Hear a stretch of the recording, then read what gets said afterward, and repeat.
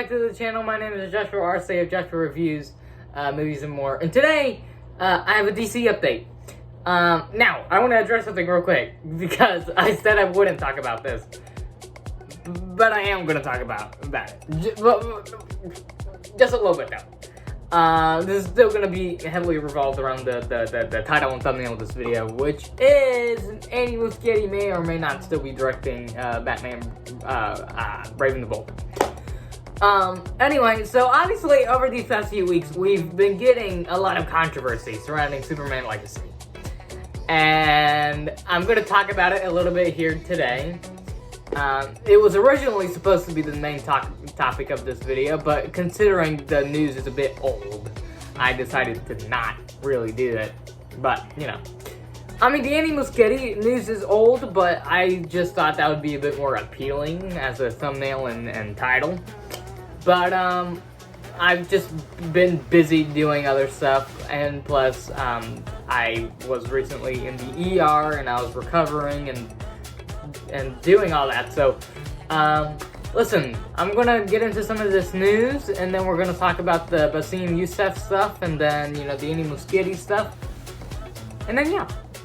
So, the first thing I want to point out here, now, since you all love to bash my boy Zack Snyder so much, I thought I'd just share this real quick, because, well, it's true, but, movies and games related, posted on Twitter, Warner Brothers to Zack Snyder. Warner Brothers, you need to change designs and cut out scenes because it's too scary for kids. Warner Brothers to James Gunn, you can do whatever you want. What's funny about that is that Gunn actually came out in an interview and said that Warner Brothers literally told him he could do whatever he wanted. So, if you guys don't think there isn't favoritism going on here, there's clearly favoritism going on here, and Warner Brothers clearly preferred Gunn over Snyder for whatever reason. It's unbelievable. It's, quite frankly, stupid as well, because Warner Brothers are letting probably one of the most unqualified people to run DC go ahead and go with their 10-year DC slate, right? But they didn't let Snyder do it because a couple of nerds on Twitter decided that they didn't like him. Like, do you think if Kevin Feige looked at Twitter every single day when, you know, the MCU was first starting out, do you think the MCU would still be a thing today? Probably not. Now granted, the first Iron Man was great, but the MCU also did have its hits and misses throughout the course of the MCU. You know, Thor The Dark World. Some people don't really like Iron Man 3. I do. You know, some people thought Age of Ultron was a bit mediocre, which I completely disagree with. But, like, if Kevin Feige, the head of Marvel Studios, was absolutely online every single day, 24/7, didn't have anything better to do with his life than to just answer questions on Twitter or anything, really, right? I don't think the MCU would be in its position today that it is right now, because Feige just doesn't really give a crap. Like, yes, he hears the fans, and he's trying to fix out the quality over quantity type thing, but, like, he's not actively on Twitter responding to idiots 24/7. So, what? So I don't. By the way, my brother's in the background playing Fortnite, so if you can hear him, my apologies. But yeah, I think it's just pretty unbelievably stupid. But listen, I have some other stuff to show you here, which is so a Superman series has been teased by a former Arrowverse executive. Superman Returns star Brandon Routh might soon be suiting back up as the Man of Steel for a new TV series. This was, I'll try and find the quote an executive came out on Twitter. Someone asked him about Brandon Routh, and he said that they had talked about some exciting ideas. Sorry, everyone, I had to go take care of something. Yeah, I'll try and find the quote. I don't really. It was on Twitter, but I'll see if I can find it. Because he was responding to a fan, and he said that they had some exciting ideas that him and Brandon had talked.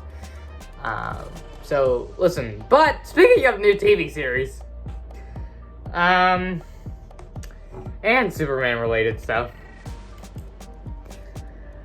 Oh, the CW's Brad Schwartz says the decision to end Superman and Lois was by Warner Brothers to not have the series conflict with Superman Legacy. They don't want a competing Superman product in the marketplace. This is coming from the Wrap. And see, this is what gets me very ticked off and confusing about what James Gunn has said in the past. Right? Because I don't know if it's because this was started before DC Studios, but Gunn said that everything revolving DC now goes through him. It doesn't go through Warner Brothers, it goes through him and Safran. Which, by the way, I have not heard a peep from in, when was the slate? When was it announced? I haven't heard a peep from him in 2 years. Where is bro? I don't know where bro is. He literally left. I don't know where he is. He hasn't been commenting on the brand. For whatever reason, he's just been leaving it to Gunn, which I think is a very stupid idea. But, listen. He said that everything through DC is supposed to be going through him. Everything from, everything TV, movies, film, animation, etc. So, why would this be canceled if if Gunn isn't worried about anything on the market or oversaturating the market with Superman content? I don't get it. I genuinely don't. Because Superman and Lois is a great show. And Tyler Hoechlin possibly could be the best modern era Superman. Obviously, my favorite is Henry Cavill, but my man is a close second. It's up there. They're bumping heads a lot, constantly. So, I don't know as to what the actual reasoning behind the decision to end Superman and Lois is. Because I think this is just a fairly stupid reason to cancel a show when you have My Adventures with Superman still going on. I'm pretty sure they said that they're gonna have a second season. So why they would cancel Superman and Lois, I don't know. Because none of it makes sense. By the way, I'm hoping I'm playing music in the background so y'all can barely hear my brother. But you probably still can. In which I do apologize.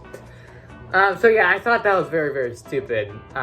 Either Gunn canceled it out of the fear of the, Superman and Lois, season 5 or whatever, having more viewership or more attraction to Superman fans than Superman Legacy does, which makes me question how good Superman Legacy actually will be. Now, that's not me bashing Superman Legacy, right? That's just me saying I'm a bit skeptical because why are they canceling something out of fear that this will get more attention than Legacy? It's just a bit weird. It's a bit odd. I don't understand it. I don't know why it's happening, but it is definitely concerning. Even if you're a Gunn fan, it's concerning, right? Listen.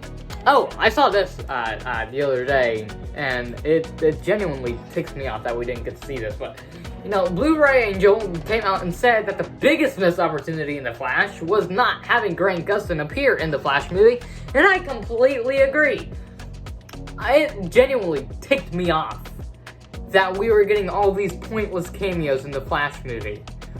but we weren't getting the one that fans actually wanted, which was seeing the definitive Flash that has been playing the Flash for over 10 years, Grant Gustin. We supposedly saw Teddy Sears' Jay Garrick, but we didn't see Grant. And I'm pretty sure Warner Brothers didn't even invite Grant to the premiere, which is incredibly disrespectful. Do I think Grant was maybe offered to go and he was jealous that that wasn't his movie? No! I think, Grant and Ezra have a good relationship with each other, as we saw in that little Arrowverse cameo that Ezra was in. By the way, guys, I just want to let you know, I love Ezra's suit, by the way. I don't care if the Flash movie was more comic accurate. That suit looked genuinely, it needed work. I still like the suit, but the Zack Snyder's Justice League suit is way better. Way better than whatever the heck Andy Muschetti did with the Flash. Speaking of the Flash, so the man who's supposedly directing a Batman movie. This made me genuinely crack up into tears.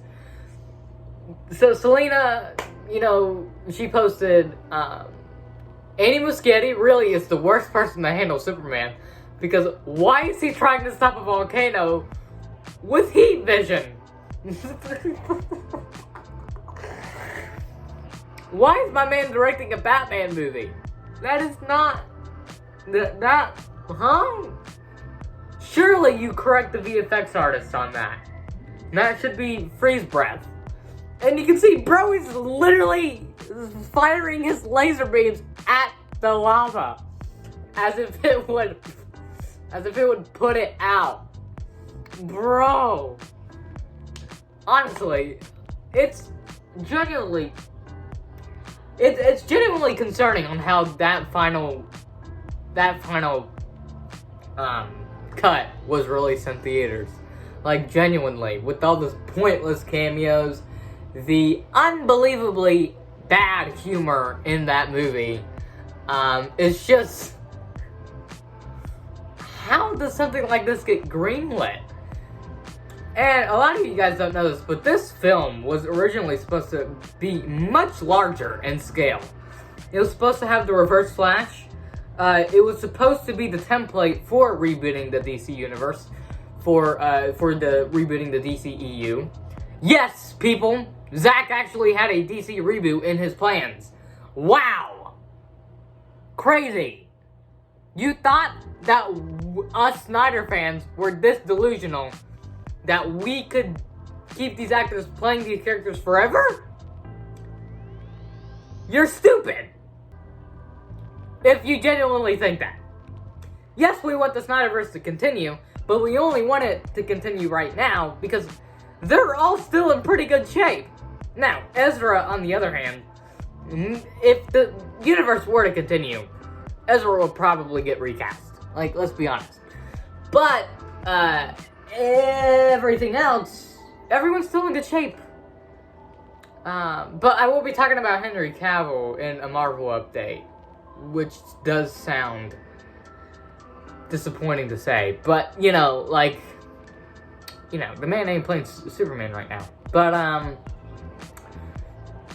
listen, because people love to make this argument. Oh, Cavill's too old, Cavill's too old, Cavill's too old. Brother, you do realize that Robert Downey Jr. played Iron Man all the way up until he was 53 years old. I don't know if you know that or not. Hugh Jackman has been playing Wolverine for over 24 years. So, for all of you who keep saying that Cavill is too old, please leave. Get out of this fandom. What are you talking about? That's not true at all. He was literally supposed to come back as Superman not even 2 years ago. What are we doing? Stop saying this unbelievably stupid crap regarding Cavill and Superman. Just stop it. It sounds brain dead. People have played certain characters for a long time. Tom Cruise with the Mission Impossible movies. He obviously just recently came back with Top Gun. There have been reports of them doing a Top Gun 3. People are allowed to play characters for a long time. Especially if they're iconic characters. So for everyone who keeps saying that Cavill is too old, please stop. Because it's annoying.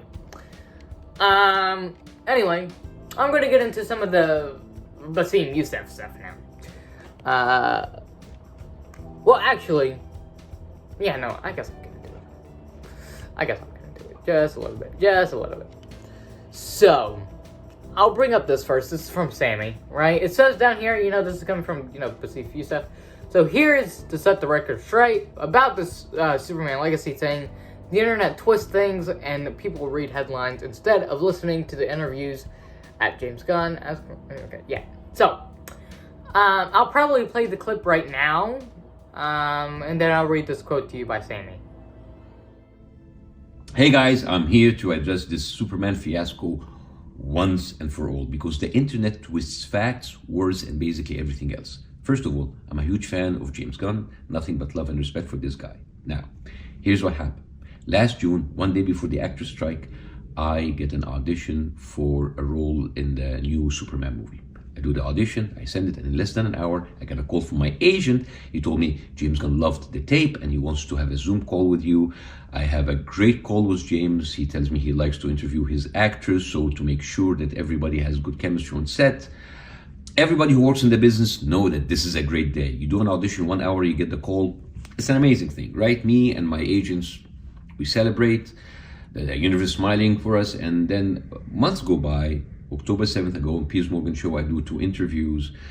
And then after the interview, right after the strike ends, we get a call from the studio said Basim is no longer with us because the script has been changed. Now, you see where I can see that from my point of view. The timing was bad, even if it was a script change. This looks very bad because a lot of people lost also roles because of their political stance. Now, this happened in November. I never spoke about it. I was sad for 3 days and I put it behind me. I didn't want to make a big deal out of it.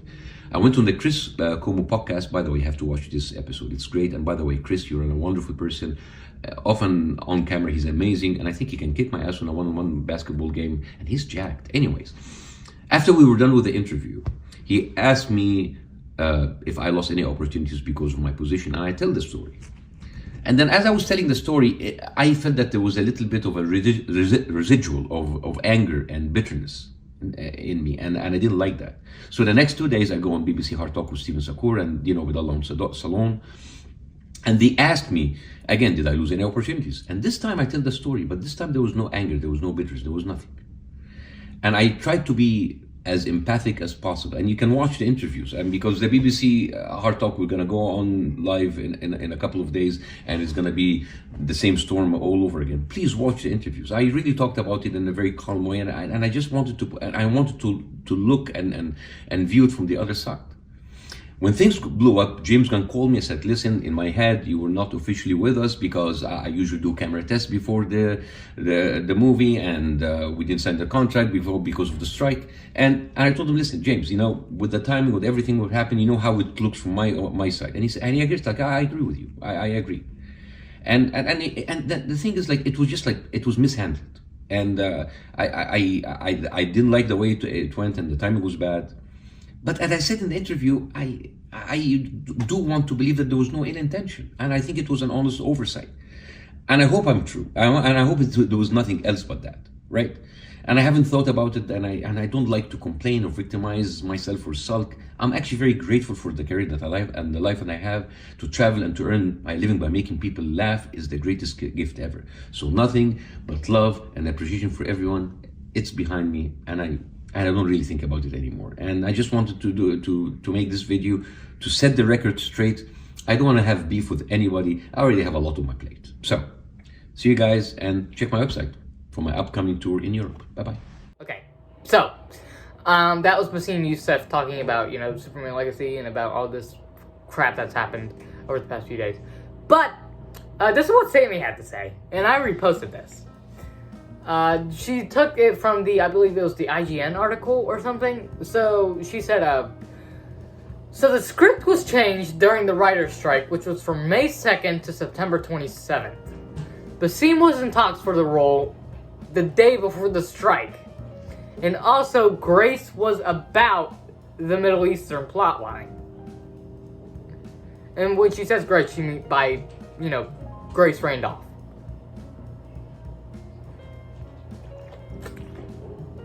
I'm pretty sure my dogs are eating something up right now. Or there's someone trying to break into my house. It's one of the two. Listen, I don't know if Gunn was writing during the writer's strike. I hope he wasn't. But, it's certainly interesting. Definitely. May I go check something real quick? I'll be right back. 1 second. Sorry about that. Anyway. So, yeah, it's definitely interesting. I don't know, whether Gunn was actually writing during the strikes or not. I would hope he wasn't. But if he was, yeah, that's just not a good sign. That's not a good sign at all. Anyway, speaking of the Middle Eastern plotline, so apparently, Grace Randolph revealed Superman Legacy switched from its conflict from the Middle East to Eastern Europe. I don't understand as to why we're having a conflict in other countries in the first place. Where is Metropolis going to take into all of this? Why aren't we just getting a simple Superman movie? What's happening? Even Snyder, as crazy as he may be, kept it in Metropolis for Man of Steel. It was when in Batman vs Superman that he decided to take things more abroad. So I don't understand as to why in the first Superman movie that we're getting in 10 years, we're getting these a lot of heroes in which I don't think even need to be in the movie. But and we're getting conflicts in the Middle East and Eastern Europe, and what's happening in this DC universe? Is this universe about to go to World War II? Like what? World War II, World War III? What's happening? Anyway, so Gunn came out and said that he said James Gunn's Yusuf's character was dropped from Superman Legacy well before the Piers Morgan interview. I don't know which Piers Morgan interview this is. I posted this, but it's because I saw it from another Twitter post. I didn't really. Probably should have fact checked it, but if I'm being real honest with myself. But listen, I don't know. All this stuff is just being really, really weird lately. Anyway, I'm gonna try and because I also do have like a Marvel update to film too. So, Basim Youssef taped an audition for the role of Ruman Harjeti. However, the character was cut from James Gunn's final script post-writer's strike in late September. No official ask was made for Youssef for Superman Legacy. So this is saying post-writer's strike. But everything's adding up to it was changed during the writer's strike. So I don't know if this is just people trying to cover it up or something, because obviously Gunn would probably want to keep bad things about his image private, so there's that. Anyway, That's about it that I have on the Basim Youssef stuff. I'm gonna get into some Joker 2 stuff. The first teaser for Joker Folie à Deux premieres this April. Joker 2 only in theaters October 4th. This is a very cool, like, little teaser poster, by the way. Very, very cool. But, I still haven't seen the first Joker. I've been meaning to. I was a bit young when it came out, so I wasn't really allowed. But, I'm hoping to catch up on it so I can go to the theaters and watch the second one. Todd Phillips released new images for Joker Folie à Deux. You can see him and Lady Gaga here as Harley Quinn. You can see that she is not turned over, like, she's not looking psychotic in these pictures yet, which is fairly weird. But, oh, by the way, here is other Joker 2 news. Cinematographer Lawrence Shear on Joker 2. It's not a musical, per se. It just has music in it. The music is part of the film and the characters, but I don't know if it's a musical. People have been saying it's a musical. People have been hoping that it's not a musical. I like musicals, but my dad doesn't.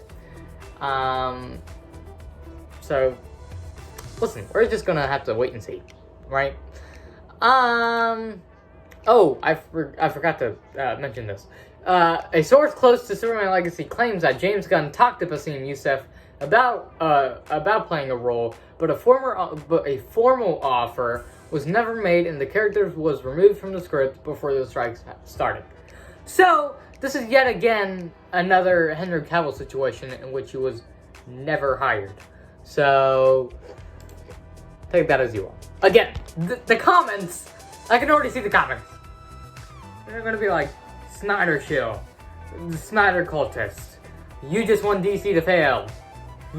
I'll put my post up right here that I put on Instagram. I am not a hater of DC. Why the heck do you think I do DC news updates?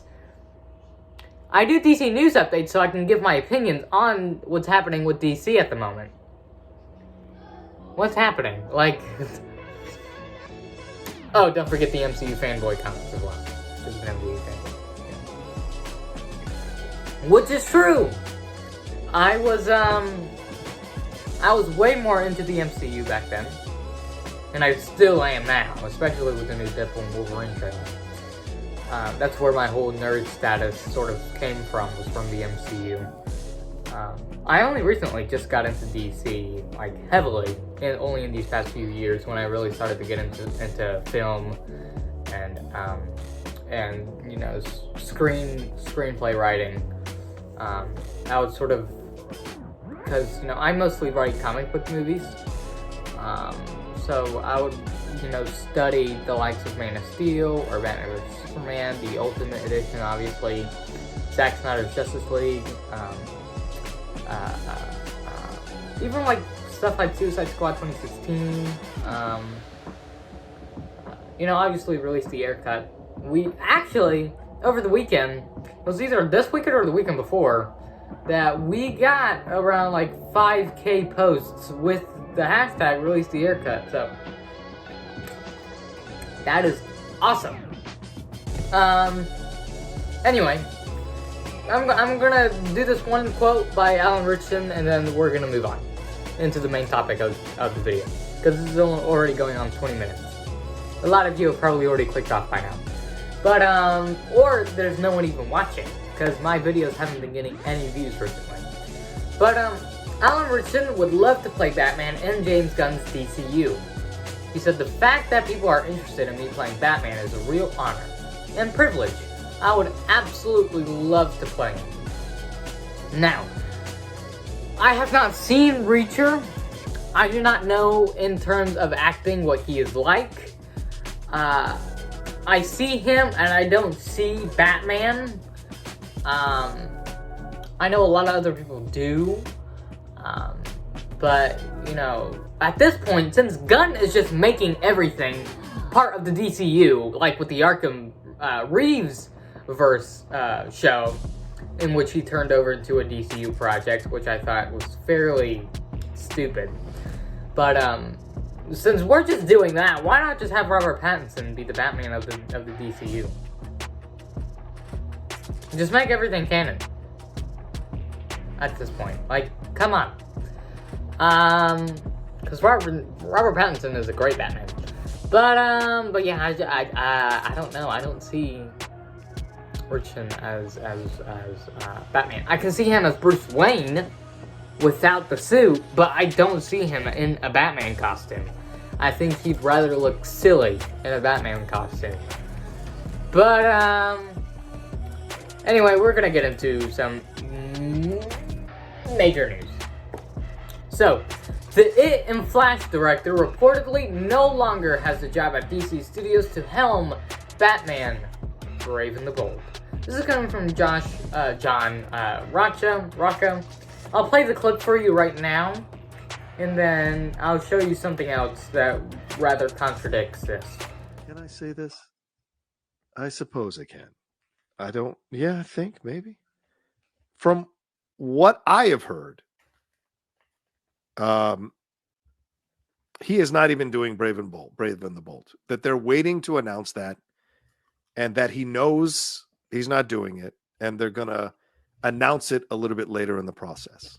So that's what I've heard. But again, you guys know I don't have the same sources Jeff does, but I also don't talk about stuff unless I sense it might be true. So it's very possible that that's going down. I could have run that one up the flagpole first. Well, you know. Okay, so after we got that, a few days later, I don't know where this image is even from. DC Film News didn't put a source on it or anything, but I've been seeing this image floated around everywhere. DC Film News posted the first look at Amy Muschetti's Batmobile on the Warner Brothers lot.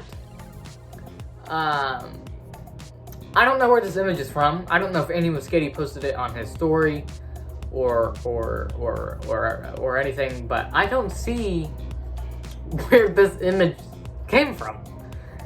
If someone down below knows where it came from, please tell me. But listen, I don't think Andy Muschietti should be directing a Batman movie. I think what he did with Batman in The Flash is very, very good. It's very, very awesome. Like, I could see the vision of what DC Studios may be trying to do with Muschetti at the helm of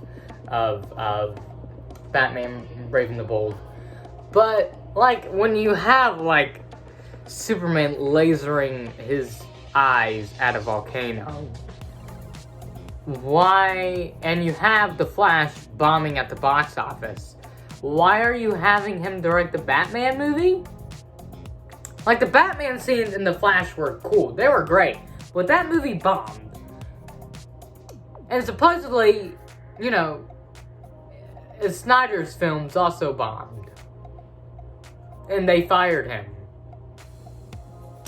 So, by that logic, Muschietti should be out. Technically, that also applies for Gunn, by the way. The Suicide Squad didn't do well in the box office at all. So, why he's literally the freaking helm of DC Studios is what boggles my mind, which gets me ticked off by the studio, because they contradict themselves, much like Gunn, a lot. But listen, that's the news that I have right now. I think Andy Muschietti is still with the job at DC Studios with Batman Brave and the Bold. I hope everything can be pulled off great. But it may not, it maybe will, I don't know. But I'll catch you all in the next video. Take care and a peace.